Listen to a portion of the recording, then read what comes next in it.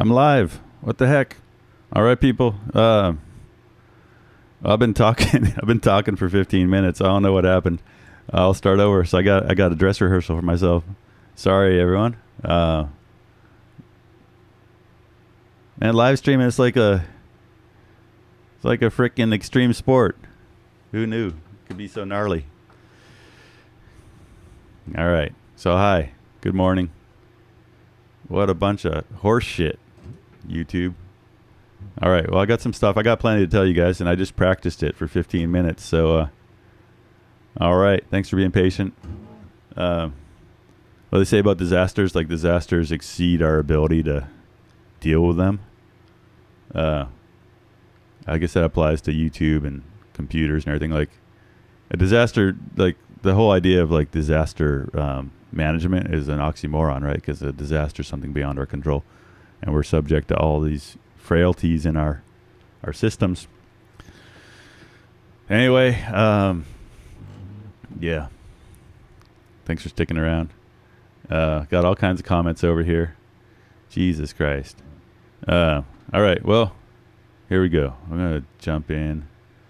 It's craziness, man. It's crazy. So good morning, everyone. Happy Saturday. Hope you're all staying sane. Don't have a lot of real bad news for you on this fire, so let's just jump into the... there's some bad news for a few people, I'm sure, and sorry about that. But all in all, it's about as... well, there's plenty going on. So we're going to just start off here, kind of give you the big picture on the fire. I'll put north at the top because I know some people like that. And we're going to just give you a little orientation to this fire. And then I want to thank Ryan Cowper-Stevens. If you see his name up there, he works for the Lookout. He's our map maker. And all around very helpful person to me. And he gave me a phone call, and I was like, what? Why is this guy calling me in the middle of my stream and told me that the stream was not happening? So I appreciate you, Ryan, and thanks for all your work. And if Ryan answers your comment, he's speaking on the behalf of the Lookout. So he's on it. He's been deep in this with me, and so he's legit. Okay, so we're just going to start off here looking at the overall. Here's Foresthill, Michigan Bluff, Volcanoville, Station 63, Quintet, Blodgett, and that's your fire. So we've got some new colors this morning. Let me tell you what they are. Let me tell you what's important about the colors, actually. The important thing about the colors is red is new fire spread as of 10 p.m. And so places where you have the fire perimeter and it's not showing red, that means the fire hasn't spread in the last 12 hours before, that it didn't spread yesterday. So anywhere you don't see red on the edge, that's good news.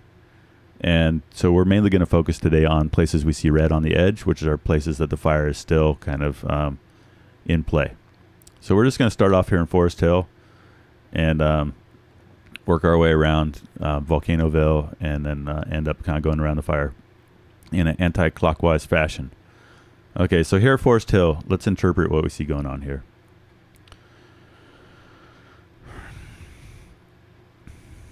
Red, as of 10 p.m., there's a fire line down this ridge that comes straight up to Foresthill. And we've been looking at that for a couple of days here. Basically, they fired that. So they've dragged fire down this ridge to keep pace with the fire that's moving down. So yesterday morning, we had this peach, was kind of, they'd done a firing operation the night before last along Mosquito Road. And there's a bunch of retardant that's been applied, and basically they're having to fight the fire at the edge of the community because there's no access below. So when you have a house built on top of the canyon, no one's going to really probably come and fight fire down below on the slope. And if you've hiked in there, you know why. So good news is that there's no new spread over outside their firing operation along Mosquito Road or right up against Foresthill. So they've taken fire now down this ridge and fired to keep pace with the fire that's coming from down below, and likely overnight they've carried that down and extended. They're probably down some really gnarly steep hand line down here, but so that's good news so far. At 10 p.m. the fire was holding along their firing operation there. Over here in Foresthill, the other kind of squirrely bit that we are going to be waiting to see new intel on is that the fire had slopped over Volcano Road here night before last, and it's kind of spreading still in this canyon here, and I can't remember right offhand which canyon this is, but we'll check that out in a minute. Anyway, so today we'll be watching to see if they can contain this. And it's just kind of a watch out, because when you've got fire established in a canyon that is subject to up canyon afternoon winds, it's a recipe for rapid fire spread. So this is a big priority right now, because if they lose that, they're going to be fighting the fire at Foresthill Road. And for now, they've been holding it along Chicken Hawk Ridge, and that's been a good deal. It's been one of the kind of best kind of success stories so far on the fires, just that they've been able to hold this ridge. Coming up Chicken Hawk to almost where it ties back into Foresthill Road, they're carrying fire up this road. And as we talked about quite a bit on the lookout, strategic firing, oftentimes just trying to stay ahead of the fire that's spreading unchecked up the canyon. As this fire continues to spread, if we're not able to check it up coming up here, we have to keep firing ahead of it so we don't get, with a southeast or an east wind. We can't have the fire get established out here and then come back and push an area that we haven't already gotten depth. So, in firing, we try to build depth. We try to keep ahead of the main fire, and we also try to add depth as we go, because the deeper that we have our fire and the more time we've got that this is cooling off, the less likely we're going to have embers over, and we really need to build a buffer here. So if this fire does become established and make a slope-driven run back at the road, you've got depth on your firing. So when you hear about people saying, hey, they're adding depth to the firing, means that crews have lit off this road. They've held it. They've had, engines supporting them, and then they're trying to get more depth to this burn, so there's more of a buffer when the fire comes up out of this canyon. We're starting to use drones a lot more for night firing ops, and drones are great for adding depth. In the past, we had kind of limited tool set. Once you get quite a bit of fire in here, it can be dangerous to put crews downhill. The way the firing progresses is you've got crews kind of working off. They kind of space out and light strips behind each other. But at some point, you don't want to have crews down in here where they can't get back out through your existing burn. So in the past, we'd have like pistols that shoot flares, basically, and you can get some depth of those, but there's a limit to how far you can shoot with those. So we're starting to use drone operations, and often that happens at night. But there's a lot more going on with UAVs dropping flaming ping pong balls, basically.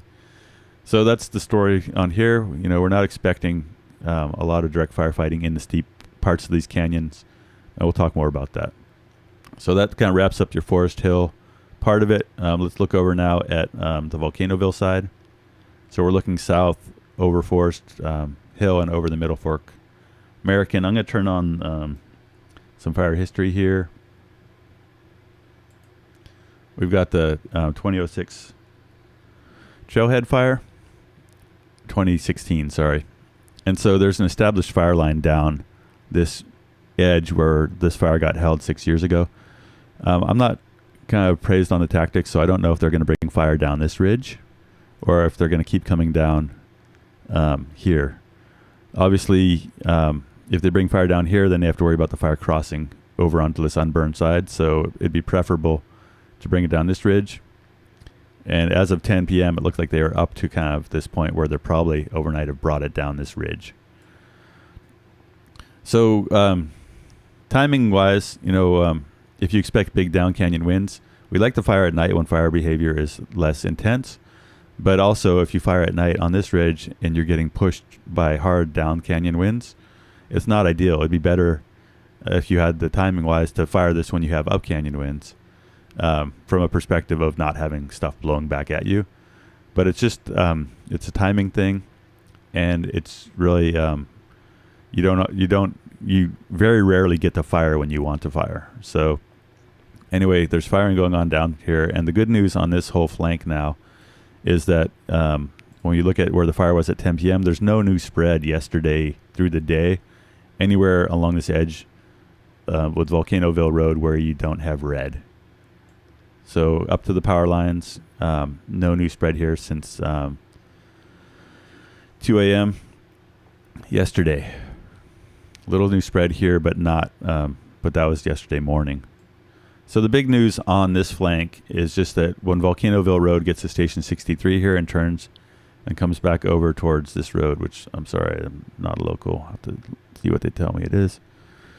Wentworth Springs, this section of Volcanoville Road, this is where the fire has been most active in the last 24 hours. So the night before last, the fire pushed pretty well out in this Peach area, and that was where it was at 10 a.m. yesterday. And the red here is now where the fire was last night at 10 p.m. So we've seen some kind of steady growth here. There's some structures that are within the area that burned, and there's a lot more structures out ahead of it. So the difficult thing here is just that, trying to contain a fire in this urban intermix is like, if there was no homes here, we would come back out here and we would fire this road. And that would be our best bet because we have access and we have the road already, and we would, do a bunch of work to prep the road if we could, and we would fire this. But very difficult to justify firing a neighborhood. Almost impossible politically. When you look at the consequences of that, if we don't contain the fire soon, we've got potential to burn thousands of structures. It becomes a really tough call, but politically, very few people are going to want to come fire this road. So that's just an example of how kind of low density urban interface affects our tactical options. And that's not any judgment on anyone who's living here. It's just reality for firefighters is that as soon as you have homes out there, it changes your tactics. And so it makes it much more difficult here to contain this section of line because we have to protect structures and we can't just back off and fire the road.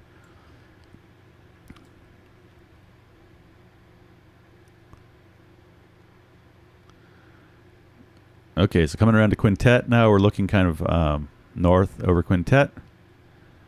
And I think the big thing to say here is just that when you look at how the fire ran the day before yesterday with the massive kind of huge column, you can see that in the last 24 hours, having all the smoke that packed in from the fire and having kind of a more stable atmosphere, that the fire really has not spread as much. So we see on these progression maps, we see these big episodes kind of written out. It's like, okay, this is the day that we had the massive mushroom clouds. And then we had 24 hours of less severe fire, one, because the fire had less terrain pushing it, and two, because we didn't have this ginormous column. So fire's pushing into Blodgett Research Station, where they've done a lot of all kinds of forestry experiments. So it's going to be really interesting to see. We got projects for 200 PhD students now looking at effects of previous treatments on burn severity. Fire's now pushed up here in the Rubicon, and it's hit the 2014 King Fire scar. And so that's the next thing we're going to talk about. So just before we kind of go down our fire science rabbit hole, I just want to say that things are looking good along this flank. A lot of good firefighting's been done along Volcanoville Road. This is the area that we're most worried about today, that I am. I'm not speaking for the team. I'm not assigned to this fire. I'm just saying that as an observer, this is troublesome, having all this open fire line in this, burning into this kind of low-density residential area. It's very difficult and touchy situation. So this whole kind of edge, the whole bottom edge of the fire here, there's a lot of work to do and a lot to be worried about. This middle part is looking great, and that's really good news for the big picture of kind of protecting Volcanoville and down parts south. Forest Hill, last night at 10 p.m., they're making good progress. We're worried about this. Right now, don't know what to expect with fire control.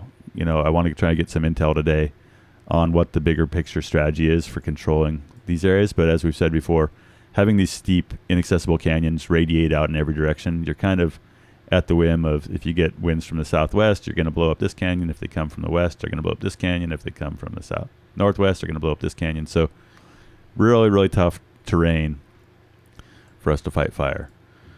So now we had a fire yesterday that I want to talk about for a second up in Tehama County, and it kind of is a good example of how we can maybe think about the King Fire affecting this fire. Right, we talk a lot on this channel about how previous fire scars affect the size of subsequent fires. We've got the King Fire here, and what we want to say about the King Fire is just that when you see a shape like this, the blue, oftentimes we see a fire history map, and it's just this blue blob, and you're like, oh, well, that burned, so therefore X, Y, Z. And in reality, when you come in here and you look at what the terrain actually looks like, is like, oh, there's all kinds of variety. This all burned, but some of it burned with low severity, and some of it got salvage logged, and some of it backed through, and some of it ran through like in enormous runs that all happened in one day. So after a fire, we use satellite imagery to map what we call the fire severity. And severity is kind of a measure of how many trees were killed and how severely the fire burned. So in a King Fire, we had like an enormous run where the fire ran like 15 miles in one afternoon, and it burned with an incredible severity, and all we had in a lot of this red area is like black sticks after the fire. But then the weather changed. It was kind of mid-September, and nights started getting colder, and then the fire just kind of backed away from it burned hot, and then it backed for days down into the canyons. So where these fires are now holding hands, our fire, the Mosquito, has hit this pocket of low severity burn. And so in there you might have some trees that were killed by the fire. You might have, but it cleared out a lot of the underbrush, right? And then you get in these areas that are yellow, and we had more trees that were killed, and so more snags and more like dead branches and tops and stuff. So the important thing about fire severity on this industrial timberland is that in the areas that burned severely, the private timber companies came in and they logged it all and replanted. They controlled the brush with herbicides. They came in and they ran around with bulldozers, and after they clear cut it, they cleaned up all the slash, and they planted baby trees, and then they spray it with herbicide to kill all the brush. And so you've got thousands of acres of this pretty much sterile, low fuel loading situation. So that creates this kind of pretty big buffer against this fire. It's not to say that the fire won't spread through here. There's grass and ferns and other low vegetation in these like 7-year-old clear-cut plantations, and there's baby trees that'll burn. But there's just they've really cleaned it up. So we saw a fire yesterday that burned in Tehama County into a similar situation of a 2012 fire that had been salvaged. And pretty much the fire, it spotted out, it burned well into that, and it was very easily controlled with aircraft and a bulldozer and some firefighters. So, we say a lot that air tankers are going to be a lot more effective out here. The only problem is that yesterday, with all the smoke, air tankers couldn't fly. So even though air tankers do have a huge advantage working in this country, they might not be able to fly when the fire gets here, but there's roads, there's bulldozers are going to be effective. And so this King Fire salvage area is a huge kind of buffer against this fire pushing over towards Pollock Pines and the Highway 50 corridor. So a lot of variety out there in the King Fire. There's going to be spots in here that likely reburn. Good news is that a lot of what reburns in the King Fire is likely the trees are, often what we see is when you have a fire that burns through an area and large trees survive, those trees are very likely to survive the subsequent fire because all the little ladder fuels and everything often are taken out, and those trees survive because they were the resilient ones.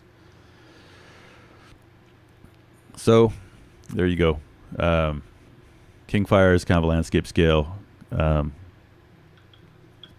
alteration in the landscape, and we'll see what happens.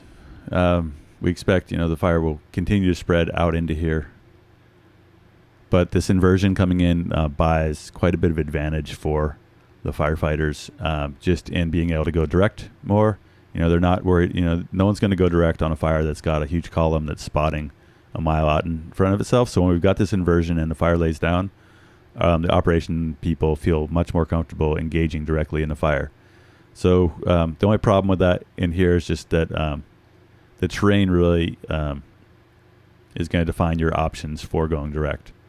And if you've got road access to bring people in and you can kind of get bulldozers out here and piece together something and fire it, that's great. But when you get here into kind of this sloughing off down into the steep, deep canyons with lots of fire down below you, very limited options for direct firefighting. So we're going to jump out real quick and go look at a couple other fires. We will come back to this fire, but we want to go look at a fire in Oregon and the fire that happened yesterday in Tehama County that we're talking about. So hold your questions. Ryan's going to help moderate them. If he can answer your question, that'll be great. All right, so we're going to hop up here. Here's Red Bluff. Red Bluff, Redding. So we're going to talk real quick about the Ponderosa Fire because it's real similar to the King Fire. Coming in here over Manton. Ponderosa Fire, we worked on this fire in 2012, making the maps. I drove about to Chico on the first afternoon, and I could see this like 6 mile wide column. And this whole fire, the big run of it, all happened in one afternoon. So this was an area that before the fire looked a lot like this. It was a patchwork of clear cuts that were kind of from, it was 2012, so they're like mainly under 15 years old. And so let's pull up our fire risks here.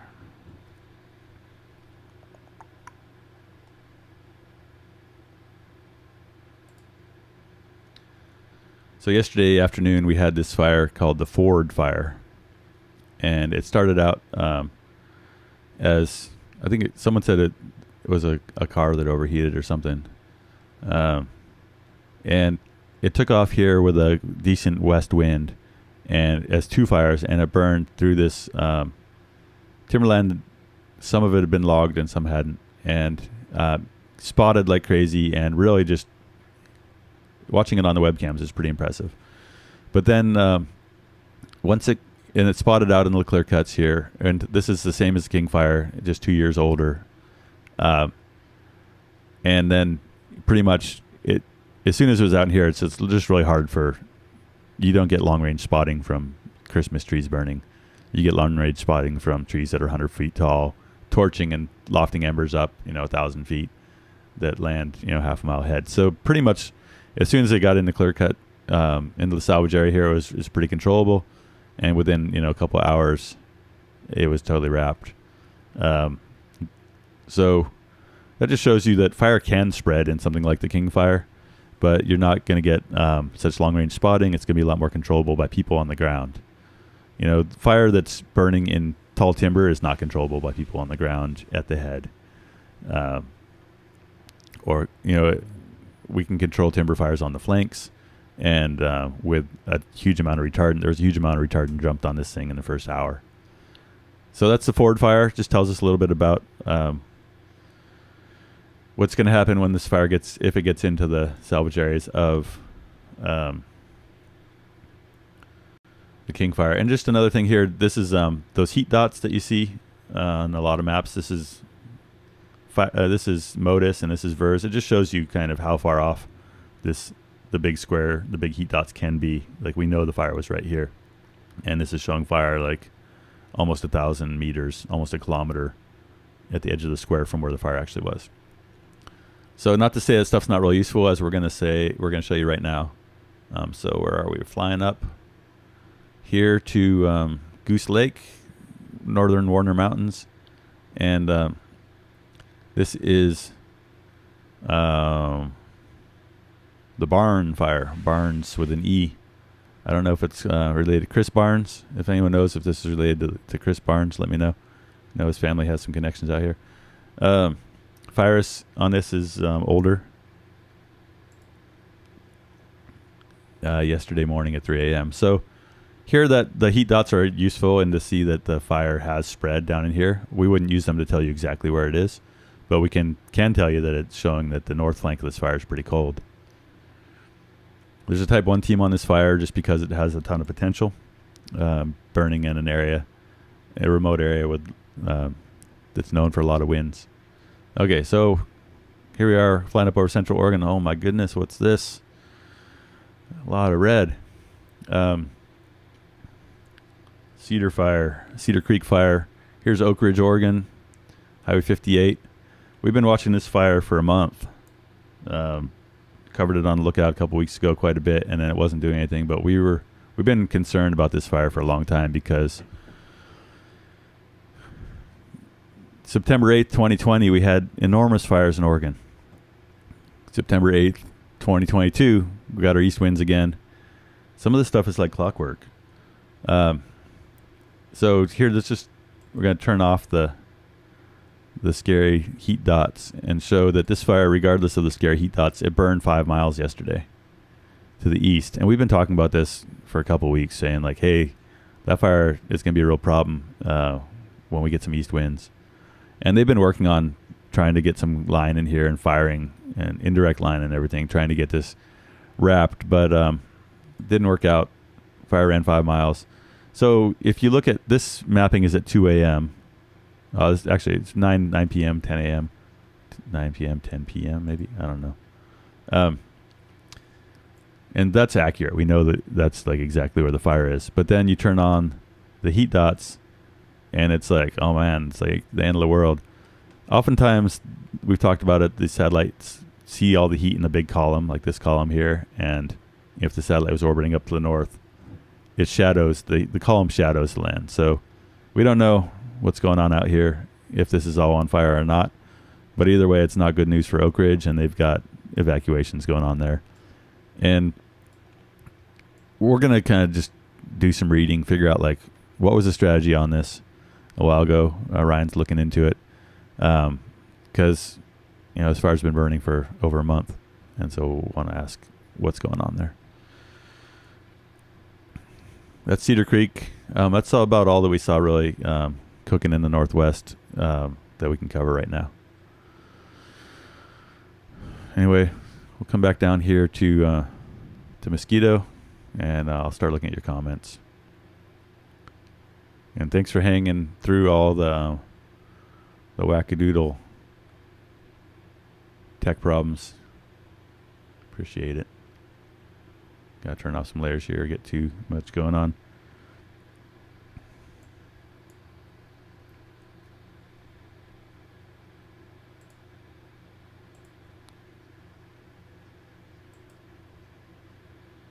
All right.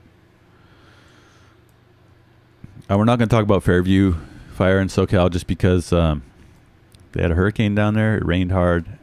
We don't know much about what's happened, but can't really cover it. Just focused on Mosquito. We'll put some updates on the website if there's stuff we want to cover on Fairview and the other fires in SoCal.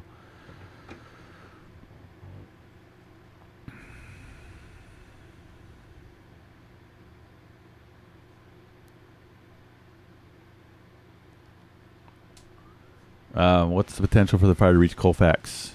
It's trying to edge around Forest Hill any way it can. Oh, so far so good on this flank. Here's Colfax out. What?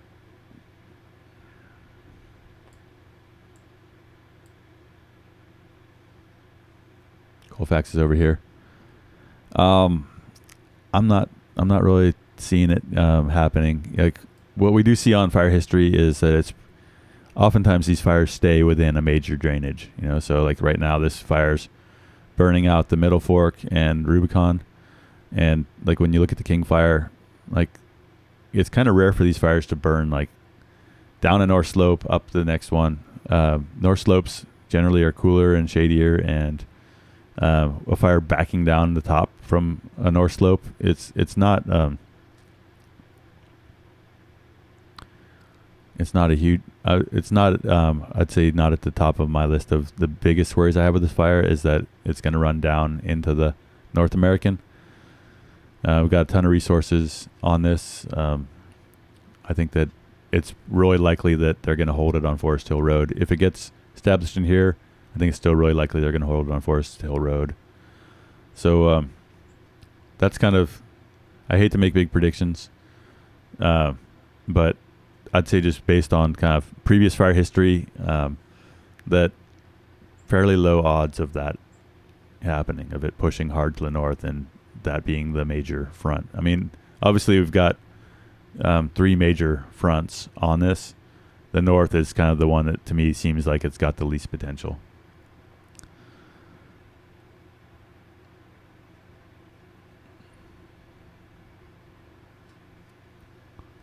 Someone's asking about potential of it reaching Soda Springs. Soda Springs way up here. We've talked about that previously. I think all I would say is that the King Fire has shown us that in the middle of September, the terrain and vegetation has given us some pretty incredible runs. Let's pull up the King Fire progression here.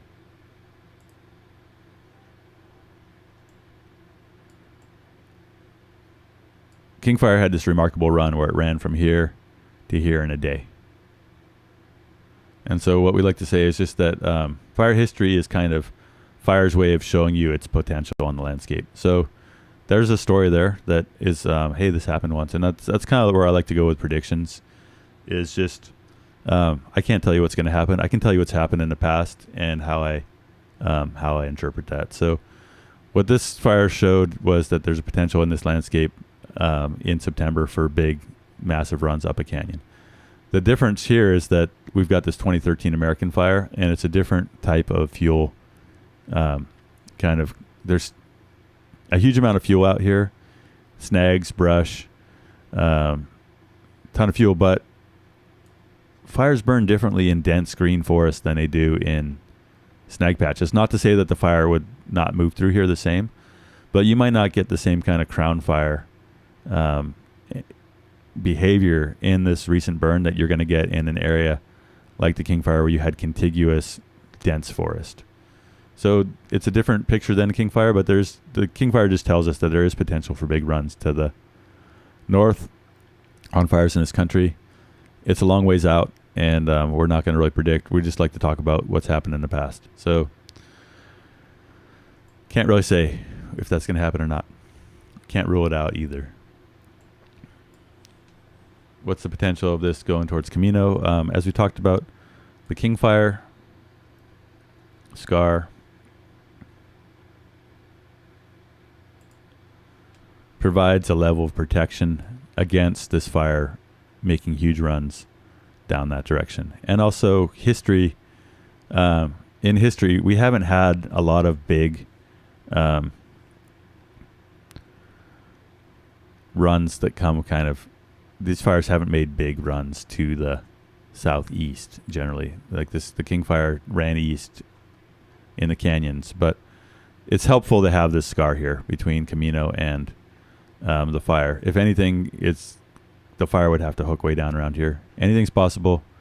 As we're seeing in Oregon, big east winds can cause havoc and can really exceed our expectations. So I wouldn't say Camino's safe, but I also wouldn't say that we should. It's not hysterical, but I'd say, if you live within 20 miles of this fire, you should be thinking about your plan. And it never hurts when you live in a place like Camino, anywhere, to have to be prepared to evacuate in short order. If it's not this fire, it's going to be another one. So I think that's anyone who's got questions just about, is this fire going to get to me? If you live anywhere above Highway 49, if you live anywhere above the valley, it's not this fire that's going to get to you. A fire is going to get to you. So you should be prepared for any fire. Regardless if it's this one or not, you should have your valuables and other things ready to roll. Because everything above the valley in California is fire country. It might not be this one. Green dots are structures on this map. What's it look like in terms of running towards Garden Valley? As I just said, I don't know. But if you live in Garden Valley, you should be ready to roll for a fire anytime between July and October anyway. I don't want to be too heavy, and I don't want to sound like I'm talking down to people who are impacted by the fire. I was trying to be realistic and share my experience from 20 years of going to big fires all over the state. Is that we're going to have big fires all over this country, and it's just a fact of life. And most of you know that. I'm not telling you anything you don't know, and so I don't want to be cold. I'm just telling you my experience, and my feeling is that this is kind of this fire's landscape, and we're just we're kind of occupying it. What about Georgetown, please? There's a lot of fuel between Georgetown and the fire. It's all about the winds. Like I said before, I'm not really a meteorologist, so I can't really I can't tell you what's going to happen there. They're making great progress here on Volcanoville Road. The kind of critical thing here is just we're going to be looking to see when we stop seeing new fires spread on this flank, on the south flank of the fire.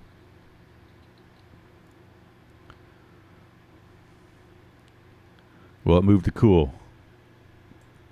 Cool's a long ways out. Got a lot of firefighters that are working to make sure that doesn't happen.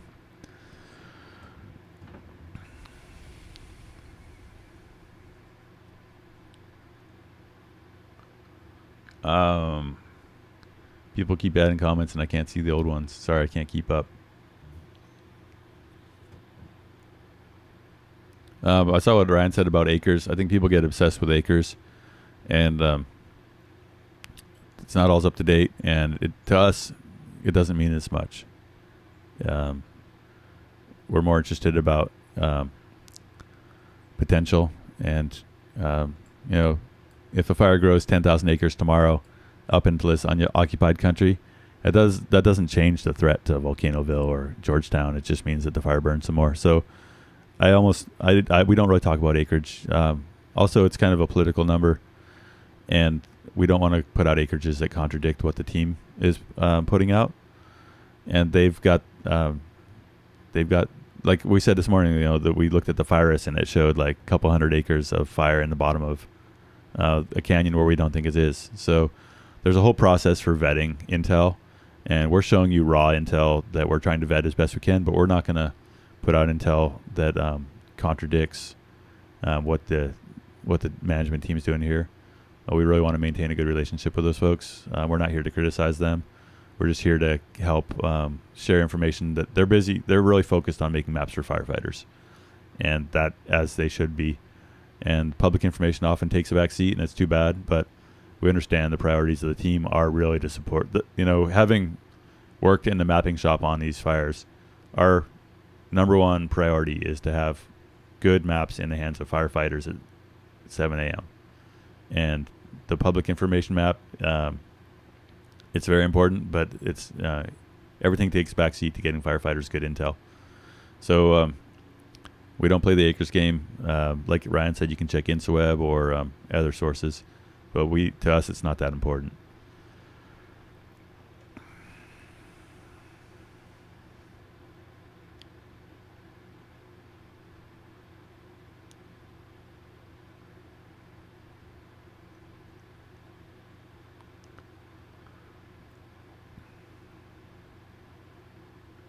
Okay.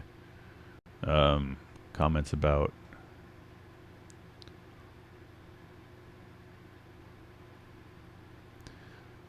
it's great that the weather's cooling down. What I would say about in the old days, someone asked if I'm optimistic about the weather cool down. In the old days, like after the second week of September, we just didn't get fire calls. And so being in this exceptional drought and having these late season fires is kind of something that's really just happened in the last decade of my career. We used to go to fires in SoCal in the fall, But we didn't have fires in Northern California after, second or third week of September. So the night cool down significant. This changing weather, the abating of this heat dome, it's really important. As we've seen in the King Fire, under an inversion with cool temperatures, these fires are much more manageable. We still are going to have problems in this deep canyon country, but cooler weather is going to buy a huge advantage for firefighters that are engaging these tricky urban interface edges of the fire. And so it's great timing, and we're really glad to see the weather change. How about Todd Valley? That all hinges on the success of their firing down this ridge. If they can get this firing show done and this one tied in, Todd Valley's going to be looking really good. So next day or so is critical for that. As soon as this firing's all tied in, if they don't get any slop over on that,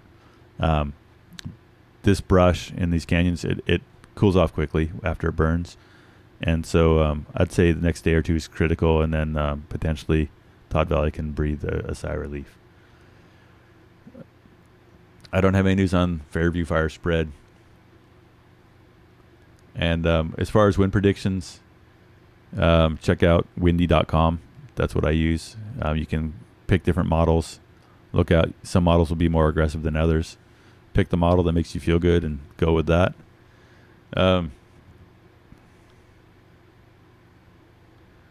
do firefighters decide to make the call on containment? Generally, they call something contained if they're going to be able to walk away from it and not have to come back and be convinced that it's not going to spread even with wind. So it takes a long time when you see black on a map, it usually takes a while for them to, fight the fire, mop it up, follow the snags, patrol it, and then they'll call it black. When is last imaging? Last imaging we have is from last night at 10. And as I said before, we'll get an update hopefully around noon, and we'll update new maps on the lookout. So check in at the lookout.org. We've got address up here. That's where we'll put our intel. Jumping Wentworth Springs, don't know. Hopefully, so the smoke is terrible. No one likes smoke, but smoke is good for firefighters. And their tactics, right? No one wants to work in smoke, but when the smoke's laying in thick and heavy, it cools things off. It keeps them more humid, and it means that we don't have a giant smoke column punching up that looks like a freaking volcano. So really hopeful that we get kind of some inversion. The smoke hangs in, and this cooler temperature helps us get around these areas that are still red. Do you have any thoughts, info on smoke generation of fuels treated with retardant? No. Retardant generally helps things not burn. What's NOAA researching over the fire? They're flying around in a plane and they're sampling all kinds of chemistry in the smoke column. I found some photos of it. I haven't. There's a guy I found on Twitter that's engaged in it. I haven't talked to him. But they've been going on a bunch of these fires, and they're sampling the emissions. And I think maybe they're trying to figure out, carbon emissions and all the different things that are in wildfire smoke. Okay. What Google Earth KMZ am I using? We're building custom overlays from the FIRUS data. And if you Google FIRUS KML, you can find a network link for the FIRUS data. Someone was asking about the other layers, the fire history and the dots for the structures and the power lines. That's all stuff we make. That's our product. We make that from GIS data. We use GIS software on publicly available data. But yeah, it's just Google Earth with data that we make in it. I think I'm going to wrap it up. You can check out Twitter, wildland_ZKO, Zico. And good luck with everyone. How did I learn mapping in GIS? I got into mapping in 1995 and got a 4-year degree in geography and cartography. And GIS is cool. It's technical. It's pain in the butt. Software is terrible that you have to use. A company called Esri. makes the software everyone uses on fires, and it's terrible. Screw you, Esri. We hate you. I got long-term angst from using Esri products on fires under crazy deadlines for my entire career and having that stuff be terrible. So no offense if you work at Esri, but I'll never forgive Esri for taking years off my life with their buggy-ass, terrible software. But we have to use it. It's like Microsoft. You have to use Word, right? So now I use QGIS, which is free, runs on a Mac, and it's not an Esri product. So I can say that I'm happy to use it. Yeah, if you want to learn GIS, I'd take a class because it's really complicated and painful, and you just have to spend a lot of time. So I've been using it for 25 years, and it's still buggy and terrible and makes me pull my hair out. But I love it. It's good stuff. So yeah, GIS class at community college. You can take online classes, but then that just means you're going to be suffering by yourself. And if you actually take it at somewhere where you can sit in a lab with other people, you can learn from them, and you can commiserate about how terrible it is, and you can get like all kinds of great inside jokes. There's GIS chat hashtag on Twitter. If you check that out, you'll get all kinds of great memes and other useful information about GIS. All right. Thank you all for your super tickets or super chats or whatever they are. I appreciate it. And yeah, someone says not to mention their terrible licensing. Yeah, so when I was running a mapping company, I was paying Esri $15,000 a year for their terrible software. And if you just are a Joe Blow citizen, you're still gonna have to pay like $2,500 a year to use any sort of like. If you want to use a special tool, they charge you more. Is there a GIS subreddit? I bet there is. I'm not a Redditor. We started a company called Cedar Creek GIS to do fire mapping, and they're actually assigned to a bunch of these fires. I still work for them, but I don't work on the fire side, on the fire response side. So, as to avoid a conflict of interest, but there's no crossover between Deer Creek GIS and the Lookout, really. I do planning for them. I'm kind of their consulting director, but I don't have anything to do anymore with the fire mapping stuff. So we don't get data from them, and we don't really sneak anything out the back door. Where do I sign up for a course on prescribed burns? Check out the Prescribed Burn Associations.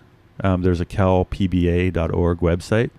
Prescribed burn associations are citizen groups that are starting to pool resources to do burning. And don't forget that you as a citizen have a right to use fire. No one can... the agencies can tell you when you can and can't use it with permits and seasons and everything, but you still have a right to use it. And when you're not in fire season, there's great opportunities in winter to burn. A lot of this country where we're looking at, where people are living, it's great places to do burning. Check out the PBAs, they're great. Check out our videos on the Lookout on prescribed burning. We're making a new video about burning in Butte County. It's a great tool for making your place more resilient, so next time there's a fire, you don't have to be quite as terrified.